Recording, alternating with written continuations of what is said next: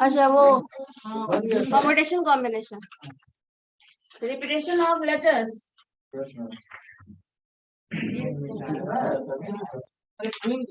क्या लिखते हो तुम लोग, खत्म नहीं। मैं तो यहाँ समझ लिया, यूट्यूब में देख लिया। बारिश की वजह से नहीं आ रहा है।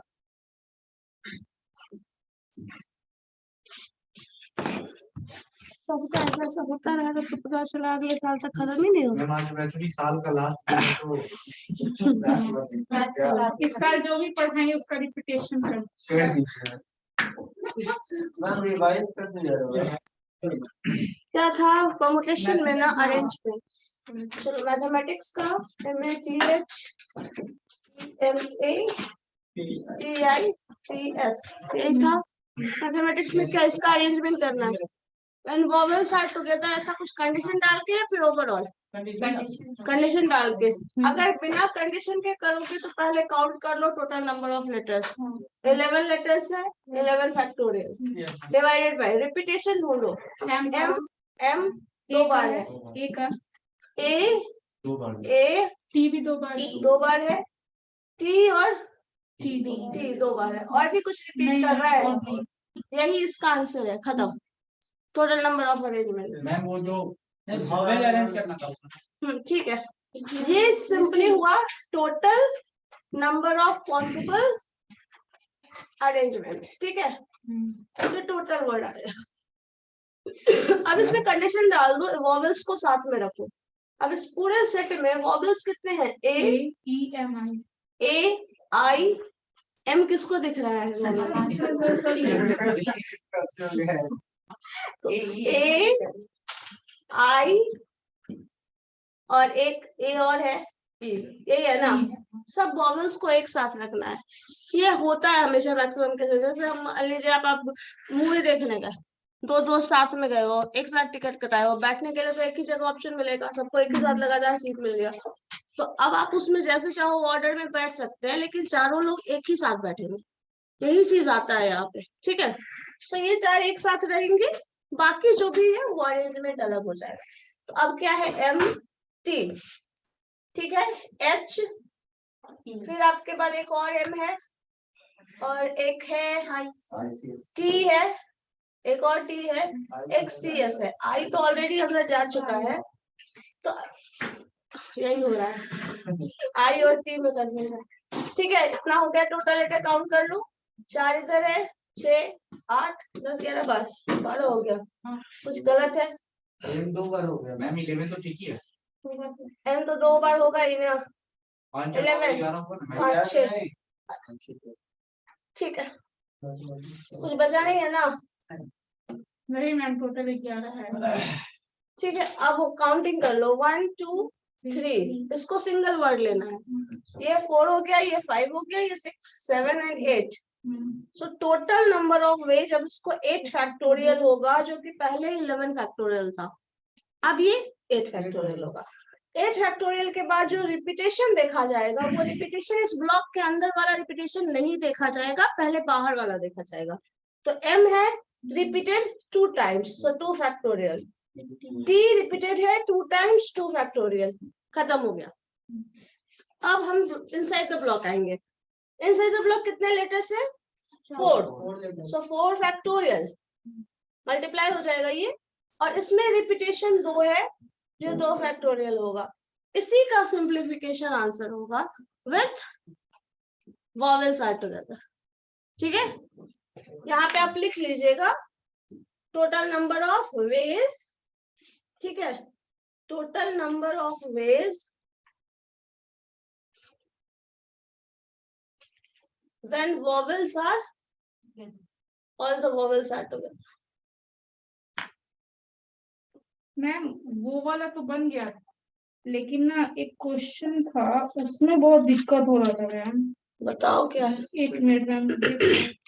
इसमें ये लैंग्वेज लिख लेना, नहीं तो पता चला इस रिजल्ट क्या है समझ में नहीं आया। वॉवेल्स आर टुगेदर, साथ में है। मैम ये ऑनलाइन सबका कैमरा बोलना पड़ेगा ऑन करने के लिए। मैम नीचे वाला कुछ दिखाई नहीं दे रहा है, थोड़ा नीचे एक मिनट, मैम ये 7 नंबर क्वेश्चन पढ़िए। Just minute. 7 number Question number 7. How हाँ, many Lahore। words can be formed by the letter of word Lahore so that they begin with L and end with E? L and E. Occupy in places. रुको, इस चीज को मुझे एक part बताना पड़ेगा, 2 part में, थोड़ा देर रुक जाओ। ये हो गया, मिटा दो। एक मिनट इसको और क्वेश्चन चैप्टर का क्या नाम? प्रोबेबिलिटी पढ़ रहे हैं, उसमें हम लोग इनसाइड देखते हैं कुछ टर्म्स जो यूज हो सकते हैं।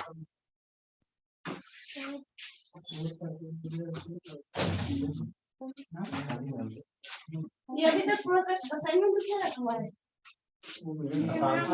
नेक्स्ट पीरियड का है, तो फंक्शन है। अभी तक जमाने वाला कैसे? चलो ठीक है, सबका डेट तो एक नहीं हो गया, मिटाओ। मैम वो एक्सक्लेमेशन में जो मार्क्स दिया हुआ है हाँ, उसको क्या कहते हैं? इसको कहते हैं फैक्टोरियल। फैक्टोरियल। हाँ, यही होता है, बीच बीच में जब मैथ का क्लास लोग छोड़ देते हैं तो सिचुएशन यही होती है। मैम बारिश में क्या करें? ऑनलाइन है ना, ऑनलाइन ऑप्शन है ना। ऑनलाइन समझ में नहीं आता ना, अरे तो कम से कम टर्म तो समझ में आ जाएगा। जो समझना होता है यही, ऑनलाइन में हमको कुछ समझ में नहीं आता, उसमें नींद आ जाता है, सो जाता है, सोना से गिर जाता है। चलो अच्छा है। तो फोन फूट गया हमारा वैसे ही। समझ गया, आप बहुत दुखी हैं ऑनलाइन। ठीक है, इसके बाद आपका क्वेश्चन क्या था? जैसे लाहौर वर्ड था ना, अब देखो, अब इसी में क्वेश्चन को हम थोड़ा इसमें इनहेंस कर देते हैं, प्रोबेबिलिटी से कैसे रिलेटेड है वो समझ में आ जाएगा। जैसे मान लो ये कंडीशन इम्पोज किया हुआ है, ये वाला, ठीक है, ये कंडीशन इम्पोज किया हुआ है। अब इसी में पूछ दे प्रोबेबिलिटी, इन्वॉल्व कर दे, या फिर पूछ दे कुछ प्रोबेबिलिटी का ऐसा टर्म। जैसे मान लीजिए पूछा जाए कि सारे वॉवेल्स एक साथ आएंगे, इसकी प्रोबेबिलिटी क्या है। इसी क्वेश्चन में क्या किए हमने, अरेंज किया टोटल नंबर ऑफ अरेंजमेंट। यहाँ टोटल अरेंजमेंट जो कि एक साथ वॉवेल हो उसका ये टोटल नंबर ऑफ अरेंजमेंट बता दिया। अगर ये बोल दे कि ये आने की प्रोबेबिलिटी क्या है, नंबर ऑफ अरेंजमेंट ना पूछकर पूछ दे कि आने की प्रोबेबिलिटी क्या है, तो ये जो भी आप रिजल्ट लाए हैं that term divided by this term, वो प्रोबेबिलिटी हो जाएगा।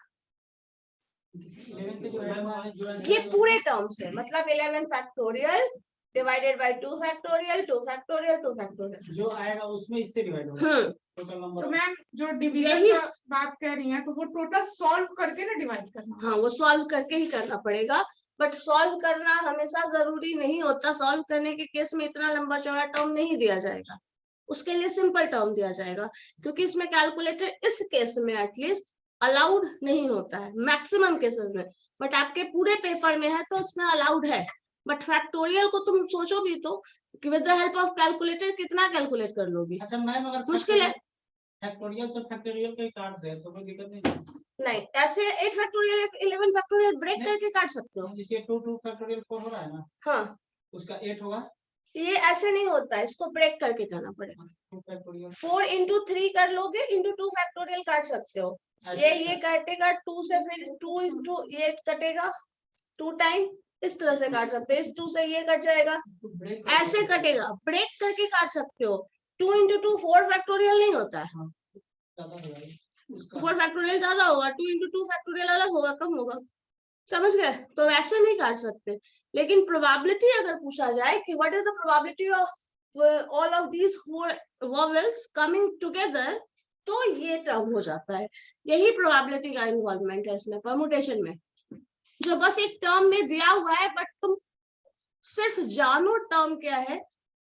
आपके केस में कॉम्बिनेशन और परमुटेशन पे बहुत ज्यादा प्रोबेबिलिटी नहीं होगी, और अगर होगा तो यही चीज, आपको इतना अरेंजमेंट जानना है, डिवीजन करना है, बात खत्म, इससे ज्यादा नहीं करना है।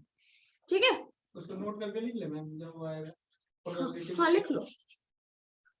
प्रोबेबिलिटी, इसके बाद का टर्म लिख लीजिए, probability of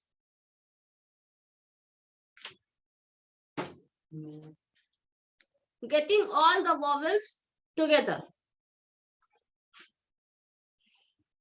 Probability of getting all the vowels together.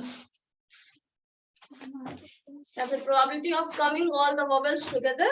जब सारा vowel एक साथ आ रहा है तब this whole term divided by this whole term. जो रिजल्ट ऑलरेडी था, जो हम कट कुट कर दिए तो अपना देख लेना क्या था। ये तो बोलोगे तो हम लिख देंगे दोबारा से। तो लैंग्वेज भी लिखेंगे तो पहले ये लिखना पड़ेगा टोटल नंबर ऑफ ये वाला। हाँ, ये जो लिखा हुआ है वो लिखा हुआ है ना, बस इसी में प्रोबेबिलिटी इन्वॉल्व कर दो, probability of event that is equal to, और प्रोबेबिलिटी ऑफ इवेंट जो है वो क्या है ऊपर लिख दीजिएगा, probability of getting all the vowels together, all the vowels together.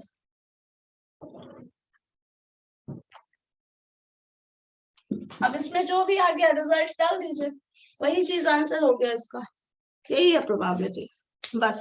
In terms of permutation, इसी तरह इन टर्म्स ऑफ कॉम्बिनेशन भी हो सकता है कि क्लास में 5 लोग हैं, 2 का सिलेक्शन करना है, तो प्रोबेबिलिटी क्या होगी, ठीक है, इस तरह से।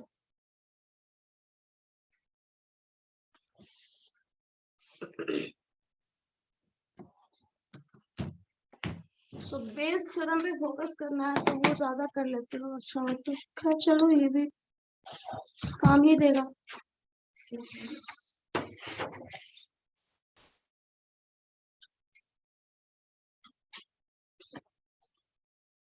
सिलेबस बहुत है, टाइम बहुत कम है, तो हम चाहते हैं कि थोड़ा फास्ट करेंगे, और जो इम्पोर्टेंट ज्यादा है तो ज्यादा कवर है।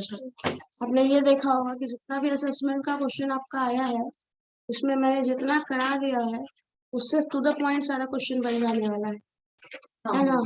थोड़ा सा टाइम लगता है प्रैक्टिस करते हुए आपका, लेकिन असेसमेंट में जो है वो तो टू द पॉइंट वाला क्वेश्चन है, उसमें तो ऑब्जेक्टिव टाइप का क्वेश्चन है, वो तो बन जा रहा है, वो स्ट्रेट फॉरवर्ड क्वेश्चन है, जो मैंने क्लास में ऐसे ही बता दिया सारा फैक्ट्स, वही आपका ऑब्जेक्टिव क्वेश्चन है। तो यही चीज हम बस उस पॉइंट कैसे बता देना चाहते हैं कि तुम्हारा वो चीज खुद कवर करो, और वो खुद कवर करोगे तो एक अच्छा एक लेवल ऑफ कॉन्फिडेंस भी कहीं ना कहीं इंक्रीज होगा। चलो ठीक है मेरा,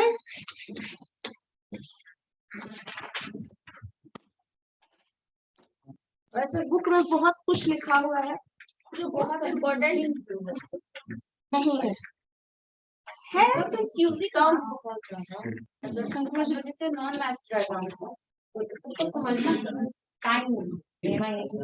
और जैसे आप लोग एग्जाम क्या होता है ना, तो एग्जाम नहीं होगा तो सॉल्व नहीं करोगे। एनर्जी ऑफ स्टूडेंट मुझे भी पता है, एग्जाम नहीं होगा तो और नहीं पढ़ेगा। चलो खैर ठीक है। अब इसके बाद वही चीज अगर सिलेक्शन में बोल दिया जाए, ठीक है, मान लो सपोज एक हम और क्वेश्चन बता दे रहे हैं आपको कॉम्बिनेशन से रिलेटेड। मान लीजिए क्लास में 10 लड़के हैं, 8 लड़कियां हैं, बॉयज गर्ल्स, ठीक है, 10 और 8। अब इसमें से कहा जाए you have to select 5 person, ठीक है, 5 पर्सन का सिलेक्शन करना है। 5 पर्सन का सिलेक्शन कैसे कर सकते हैं, टोटल जोड़ोगे 18 हो जाएगा, इस 18 में से आपको लेना कितना है 5 का सिलेक्शन, तो 8C5 तो लिख सकते हैं। और अगर इसी में ये 18C5 आप कर लिए, ये हो गया सिलेक्शन 5 लोगों का, कुछ मेंशन नहीं है whether they are girls boys, ऐसा कुछ मेंशन नहीं है, बस 5 लोग ले रहे हैं। अगर इसी में बोल दिया जाए कि गर्ल्स के सिलेक्शन की प्रोबेबिलिटी क्या है, सपोज क्वेश्चन अब ये होगा कि गर्ल्स के सिलेक्शन की प्रोबेबिलिटीज क्या है, so total number of girls क्या है, ये टोटल पॉसिबल सिलेक्शन है, बताओ टोटल पॉसिबल आउटकम बोला जाए ढंग से, क्योंकि 5 का सिलेक्शन करना है और 18 में से, ठीक है। अब गर्ल्स का सिलेक्शन कैसे हो सकता है? 8 है, 8 में से ही 5 का सिलेक्शन करोगे, ठीक है। तो ये 18C5 जो होता है, इसका वैल्यू क्या होता है? 18 फैक्टोरियल, 5 फैक्टोरियल, 18 माइनस 5 13 फैक्टोरियल। ये हुआ टोटल जो सिलेक्शन 5 आप कर रहे हो। किसका कर रहे हो, कैसे कर रहे हो, कोई मैटर नहीं करता। और इसमें गर्ल्स का सिलेक्शन कर रहे हो तो ये 8 फैक्टोरियल, 5 फैक्टोरियल और 3 फैक्टोरियल। जो अब प्रोबेबिलिटी की बात आएगी तो ये होगा probability of selection of girls, that is equal to this term 8 factorial, 5 factorial, 3 factorial divided by this 18 factorial, 5 factorial and 13 factorial. बताओ अब इसको समझने में क्या दिक्कत है? कर सकते हैं। ये टोटल पॉसिबल आउटकम है। टोटल 5 का सिलेक्शन आप जैसे भी करेंगे वो आ जाएगा। इसी में से गर्ल्स का कर लेंगे तो गर्ल्स का सिलेक्शन के चांसेस डिवाइडेड बाय जो कॉम्बो है, नॉट बॉयज, कॉम्बो। अब इसी में बॉयज की प्रोबेबिलिटी पूछ ली जाए तो क्या हो जाएगा? यही 8 जो है वो 10 से रिप्लेस हो जाएगा, अकॉर्डिंगली चेंज आ जाएगा, खत्म। ये probability on the basis of combination है, ठीक है। C4 कॉम्बिनेशन हो गया। यस, ठीक है। सो this is the probability on the basis of combination. इससे पहले जो बता रहे थे वो probability on the basis of permutation, ठीक है। कोई दिक्कत? श्योर। चलो अब इसमें बस इतना जानना है। अब इसका प्रैक्टिस आप जितना करेंगे अकॉर्डिंगली समझ में आएगा। लिखो तुम्हारी मर्जी, मत लिखो तुम्हारी मर्जी, कोई बाउंडेशन तो नहीं है।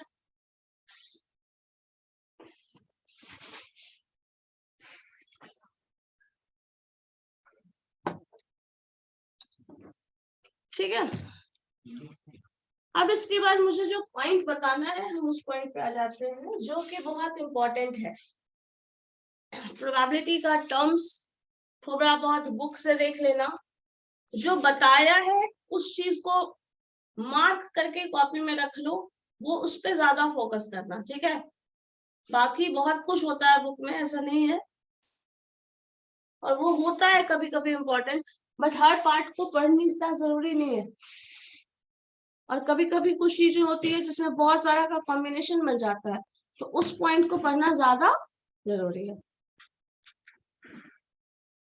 ये जो भी है वो प्रोबेबिलिटी है, ये लिख लीजिएगा, ठीक है। मिटाऊं अब? निकालेंगे इसका आंसर। इसका आंसर सॉल्व कर सकते हो, जो भी करोगे हमेशा आंसर क्या आएगा?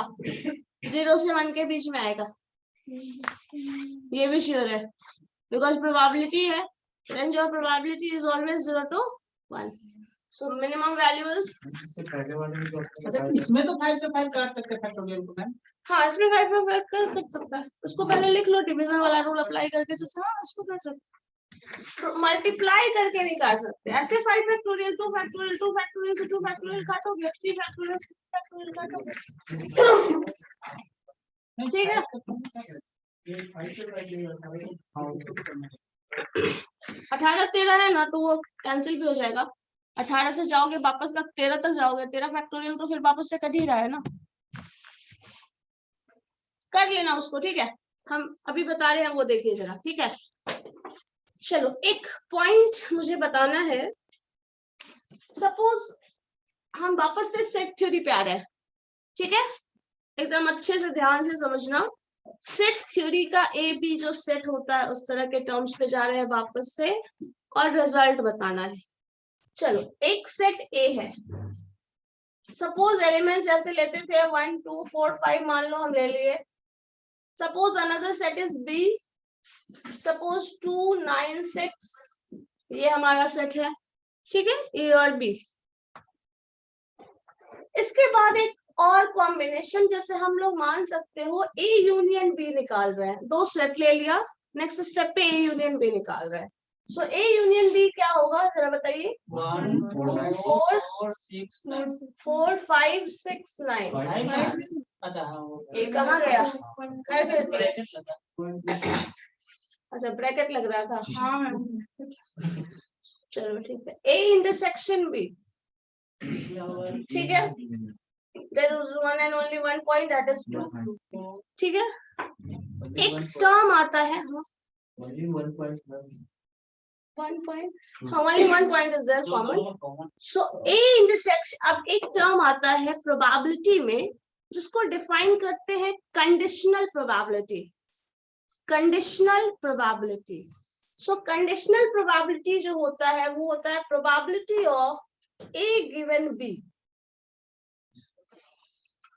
ठीक है। कंडीशन डाल दिया, मतलब कंडीशन डाल दिया ये कि आप कुछ भी कंडीशन डाल दो, जैसे मान लो जैसे हुआ ना कि सपोज इतनी सारी सरकार है, ये हम आएंगे तो ये करेंगे, हम आएंगे तो ये करेंगे, या फिर किसी एक ही टॉपिक पे हम आएंगे तो इतनी प्रोबेबिलिटी है ऐसा कुछ करने वाले हैं। सो ये सब प्रोबेबिलिटीज दे दिया, 2-3 गवर्नमेंट का आ गया स्टेटमेंट एक ही पर्टिकुलर टॉपिक पे, मतलब एक ही पर्टिकुलर पॉइंट पे अलग अलग ओपिनियन है और अलग अलग probabilities of implementation of some law, ऐसा कुछ मान लो।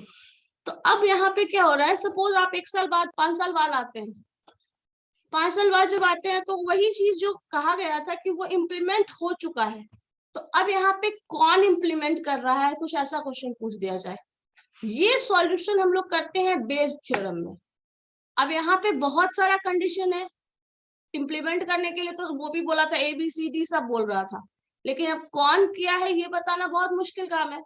तो यही चीज जब कंडीशन इम्पोज किया जाता है, जैसे मान लो घर में 10 कमरे हैं, बोल दिया जाए आप इसी फ्लोर पे इसी जगह रहो, तो अकॉर्डिंग टू दैट कंडीशन आपके पास स्कोप क्या हो जाता है, कम हो जाता है।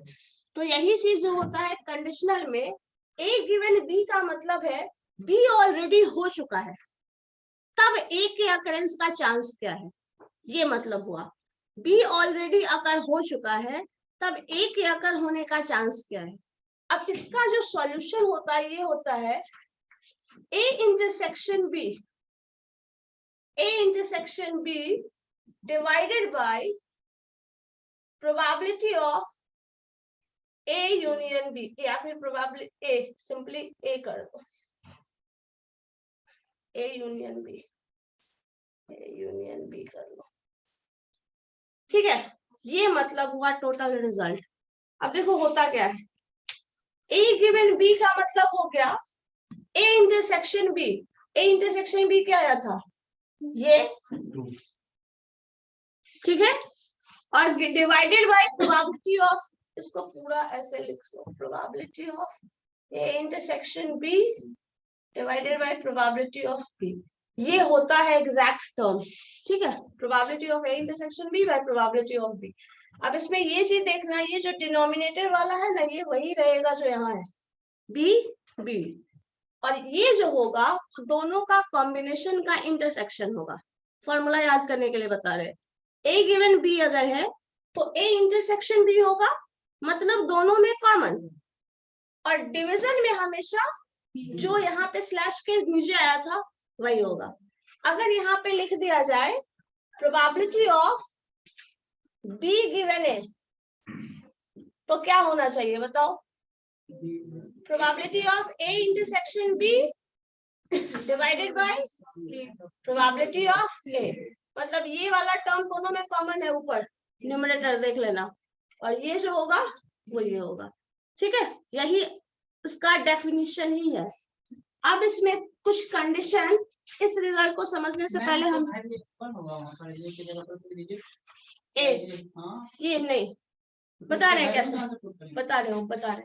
मान लो एक डाइस थ्रो कर रहे हैं, डाइस थ्रोइंग एक्सपेरिमेंट में क्या होगा, 1 2 3 4 5 6। उस एग्जांपल को बताने के पहले हम ये बता देते हैं, समझ लो कैसे। ये है, दूसरे में एक B है, ठीक है।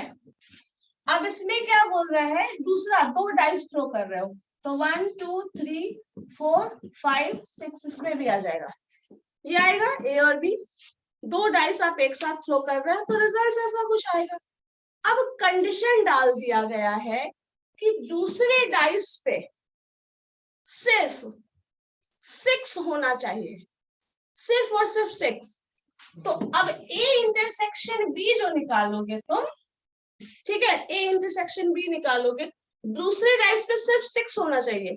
तो फर्स्ट पे आप जो भी रखिए, क्या हो सकता है, 1 हो सकता है, दूसरे पे 6 होगा, सेकंड में आ जाओ 2 6, थर्ड में 3 6, नेक्स्ट में 6 6। और कोई ऑप्शन है जिसमें आप सेकंड डाइस पे 6 के अलावा कुछ रख सको, मतलब 6 रख सको? कोई ऑप्शन नहीं होगा। यही चीज, यही कंडीशन है कि आपको दिया गया क्या, पूरा फ्री स्कोप है, 2 डाइस थ्रो करो, उसमें कंडीशन डाल दिया गया कि सेकंड डाइस पे हमेशा 6 आना चाहिए। इस कंडीशन के साथ तो यही पॉसिबिलिटी है, और कोई पॉसिबिलिटी पॉसिबल है? कुछ नहीं हो सकता, यही हो सकता है। तो अब अगर इसमें पूछा जाए कि इस कंडीशन के साथ प्रोबेबिलिटी क्या होगी, ठीक है, अब कंडीशन किस पे इम्पोज किया गया है, बी पे, सेकंड वाले पे कंडीशन इम्पोज किया गया है। तो अब क्या है, अकरेंस, अकर कौन हो रहा है, ए का, मतलब probability of A given B के साथ कंडीशन इम्पोज है, जिसपे कंडीशन इम्पोज है वो यहाँ चला जाएगा, ठीक है, ये दिया हुआ है। अब रिजल्ट कितना है, कितना आउटकम आ रहा है, 6 डिवाइडेड बाय टोटल कितना आता, 6 और 6 का मल्टीपल करोगे कितना कॉम्बिनेशन आ जाएगा, 36। सो ये प्रोबेबिलिटी है ए गिवन बी। 1/6 ना करो, लिख दो 1/6, यही है। इसी को हम कंडीशनल प्रोबेबिलिटी बोलते हैं। यही कंडीशन अगर ए के साथ इम्पोज कर दिया जाता तब भी रिजल्ट सेम ही आता, इनकेस दिस केस तो वही आने वाला था, बस यही रिजल्ट है। इसी को कंडीशनल प्रोबेबिलिटी बोलते हैं। इसका हेडिंग क्या होगा, कंडीशनल। हाँ, अब लिखो कंडीशनल प्रोबेबिलिटी, पहले थ्योरी लिख लो, इस चीज से समझो, लिखने में थ्योरी लिखो पहले, इसमें तो नहीं दिया हुआ है शायद, जो भी है, लेकिन इसमें दिया नहीं है, लास्ट में दे दिया थोड़ा सा, सब कुछ में थ्योरी है, तो theory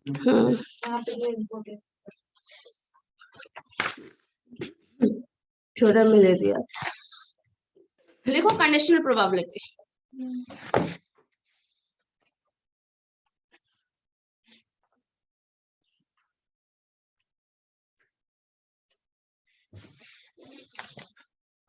if A and B are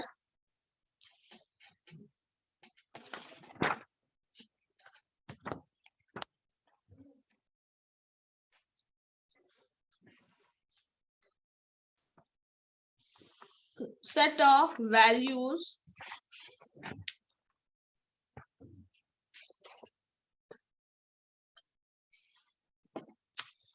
of a given function,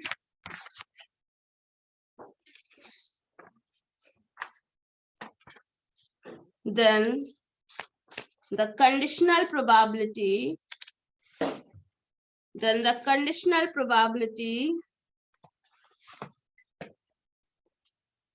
of A given B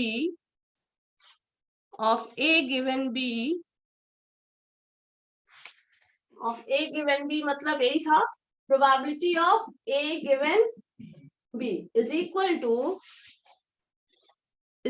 to क्या हो जाएगा, बता चुके हैं, लिख लो,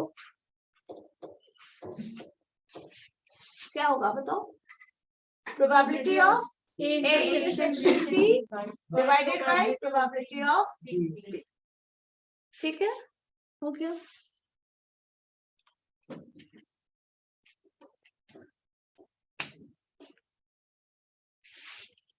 सिमिलरली दूसरा भी डाल देना,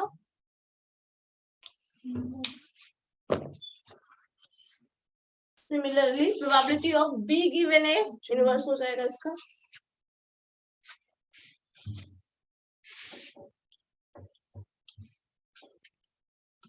B given A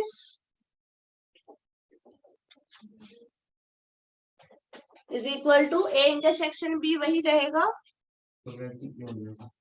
डिनोमिनेटर में बस प्रोबेबिलिटी ऑफ A हो जाएगा।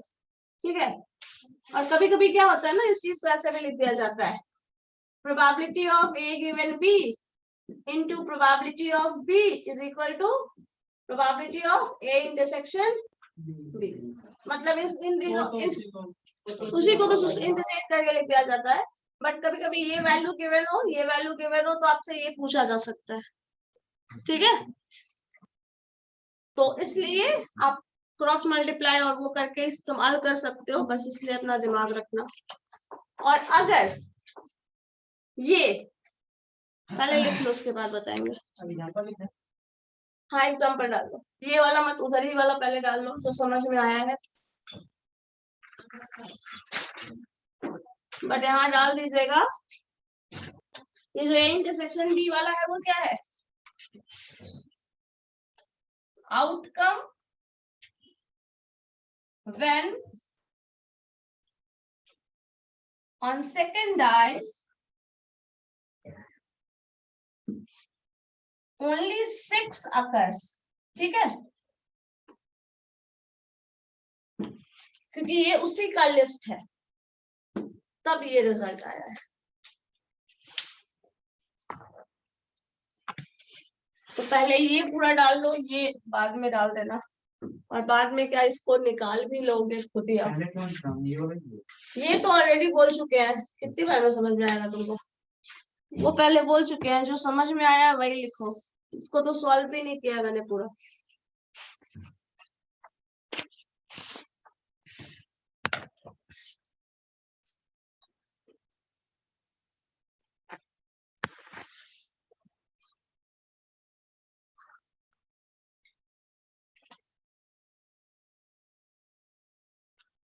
प्रोबेबिलिटी का कुछ बुक ना लाइब्रेरी में होगा, ठीक है, यहाँ उससे सॉल्व करके देखना। ठीक है, NaNB इस तरह का कंडीशनल और सिंपल प्रोबेबिलिटी का थोड़ा क्वेश्चन होगा सेट पे बेस्ड, जो आप लोग के लिए काम का है। हाँ, यहाँ के लाइब्रेरी में कुछ बुक है, बाकी तो मुझे नहीं वैसा कुछ देखा, बट ये बुक प्रोबेबिलिटी वाला तुमको मिल जाएगा। सिंपल सा कोई भी बुक उठाओगे, अगर प्रोबेबिलिटी का है तो उसमें प्रोबेबिलिटी का बेसिक क्वेश्चन जो होगा उसमें इस तरह का, या फिर कंडीशनल प्रोबेबिलिटी, इन दोनों पे प्रैक्टिस करना। ठीक है, अब आज तो बंद ही होगा अब जैन में। अच्छा ठीक है, तो देख लेना फिर आप क्या है।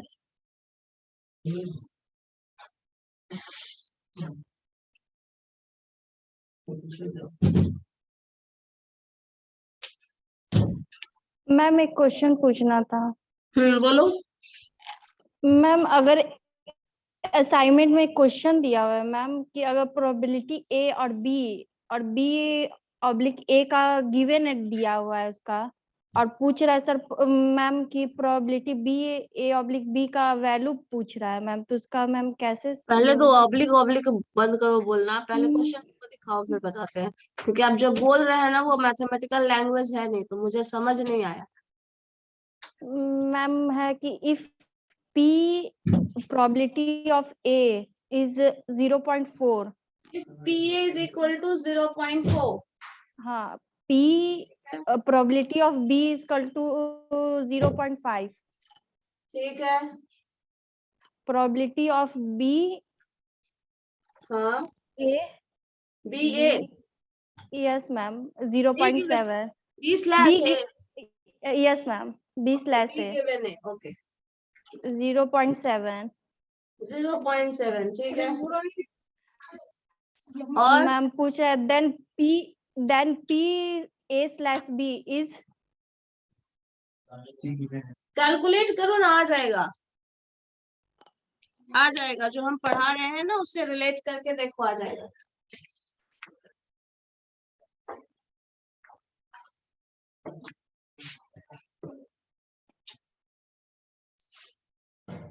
असाइनमेंट का क्वेश्चन हम नहीं बता सकते ना, जो बताए हैं उससे मैम बनाए कल कैलकुलेट किए मैम, लेकिन थोड़ा कंफ्यूजन हो रहा था इसलिए मैम। ठीक है, पर उसको सॉल्व करके देखना, जो बता रहे हैं ना इस थ्योरी पे बन जाएगा, कोशिश करोगे तो। ठीक है,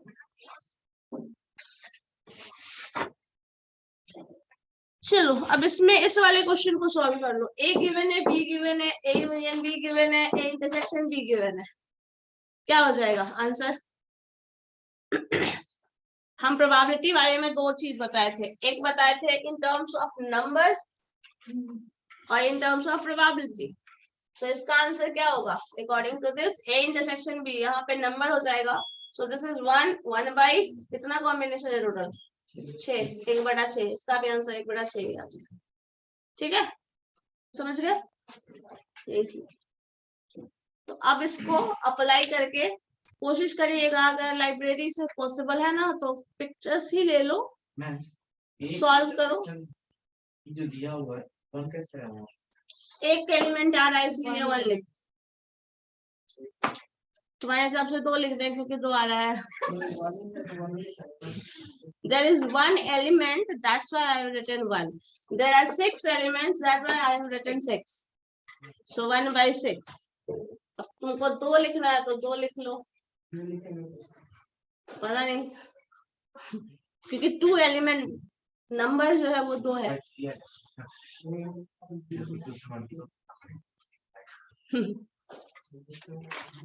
जो अपना दिमाग क्रिएटिविटी इस्तेमाल करना है यही कर लेना। बट ए यूनियन बी यहाँ पे देखना पड़ेगा आपको कैसे कैसे कैलकुलेट करना। हो गया, अब थोड़ा बहुत प्रैक्टिस कर लेना इससे रिलेटेड क्वेश्चन, फिर हम आगे बताने के कंडीशन में होंगे बेस थ्योरम। ठीक है, और ये बेस थ्योरम जो है इसी पे टोटली बेस्ड है, तो कंडीशनल एकदम अच्छे से दिमाग में आ जाना चाहिए, देन बेस थ्योरम का क्वेश्चन बनेगा। यही से देखना। अच्छा मेरे पास तो है, मेरे यहाँ पे चिट्ठी दे दे। वैसे प्रोबेबिलिटी में कंडीशनल वाले में ऐसे नहीं बन पाएगा ना, क्योंकि हम बाहर की बुक से बनाते हैं ना, तो कैसे वो लाहौर वाले बहुत सारा अलग अलग टाइप का क्वेश्चन। अच्छा वो अलग था, तो इसमें तो उसमें कंडीशन डाल दो ना, अगर आपको बाहर से देखना है ना then go with the conditional probability note करके डालो, तब आ जाए। ठीक है, अब स्पेसिफिक आपको होना पड़ेगा, अपने टॉपिक को लेकर पर्टिकुलर सर्च करोगे ना। प्रोबेबिलिटी में बहुत डायमेंशन, बहुत ही ज्यादा, और ऐसी प्रोबेबिलिटी ऐसा टॉपिक है जिसको जीवन भर पढ़ा जा सकता है लेकिन फिर भी खत्म नहीं होगा। सिचुएशन ऐसा है, बताए तो प्रोबेबिलिटी ऐसा डेप्थ वाला केस है। एयर मॉलिक्यूल्स का मूवमेंट निकालो, अब हवा कहाँ कहाँ जा रही है, एयर मॉलिक्यूल कितना है, तो मूवमेंट निकालते रहो, पूरे लाइफ भी निकालोगे तब भी खत्म नहीं होगा। ये कंडीशन होता है। तो ये बहुत ब्रॉडर टॉपिक है, तो आपको स्पेसिफिक लिखना पड़ेगा ये पर्टिकुलर टॉपिक, तब सॉल्व कर पाओगे। ठीक है, तो इस चीज को समझना पड़ेगा। और बेस थ्योरम फिर हम आज बता नहीं पाएंगे, इसके लिए पूरा कंप्लीट चाहिए मुझे।